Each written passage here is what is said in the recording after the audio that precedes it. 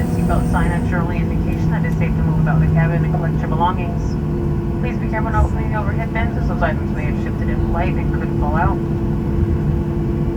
Please take a moment to check around your seating area for any small personal items. Once you leave the aircraft, you will not be able to return.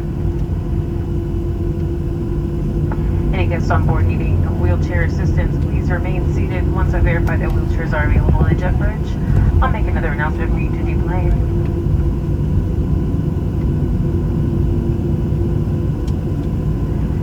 There'll be ground servicing here in St. Louis. That means additional exit doors will be open. For your safety and the safety of any children you are supervising, please stay clear of these additional exits. Only exit out of the door in which you've entered. We do sincerely apologize again for the delay and the fact that we didn't get to do beverage service on today's flight. We do certainly hope that you give us another opportunity in the future to make that up to you. And we certainly know that you have a choice when you fly, so we thank you for choosing us here at Southwest. Welcome to St. Louis.